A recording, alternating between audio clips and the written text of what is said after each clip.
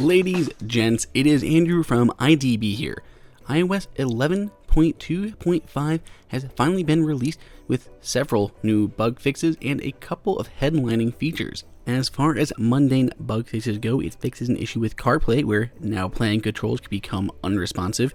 It fixed an issue that caused mail notifications for Exchange accounts to disappear, and an issue that would cause the phone to display incomplete information inside of the call list in the phone app. Of the biggest new features, we start to see a little bit of what will become AirPlay 2. You can now see additional devices in your household. This did kind of show up before, but then it was removed and now it came back again. You can see I have my Apple TV playing down there, and that'll become very important for another new feature coming up in a second.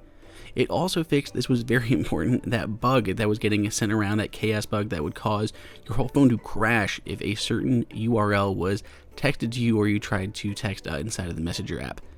Now, HomePod support is coming because, of course, the HomePod is going on sale on January 26th and arriving in the beginning of February. Now, it will be coming without multi-room or stereo support, which means no AirPlay 2 yet. AirPlay 2 will be coming out later this year, which will bring you full multi-room support as well as other features. So even though we're seeing some additional devices show up in that AirPlay menu inside of Control Center, it's not actual AirPlay 2. That is delayed till later this year.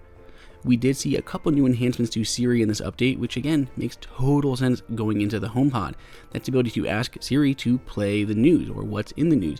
Simply ask what's going on in the news and she'll give you different sources. You can switch between those sources, including NPR or Fox News and a few others. You can also specify a specific category that you'd like to know about, like what's the news in sports. It'll then go ahead and play a podcast from ESPN, or you can go ahead and switch it to NBC. Now, while this is a pretty handy feature on your iPhone or on your iPad, it is even more of a useful feature on your HomePod, something that we've seen with Alexa and other smart speakers out there being able to do.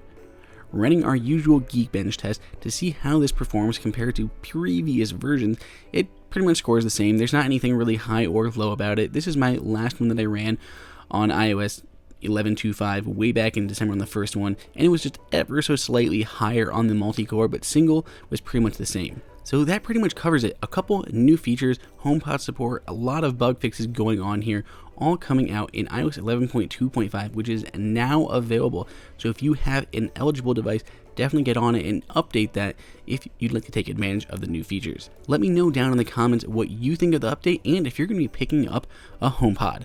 Go ahead and subscribe. Till next time, this is Andrew for IDB.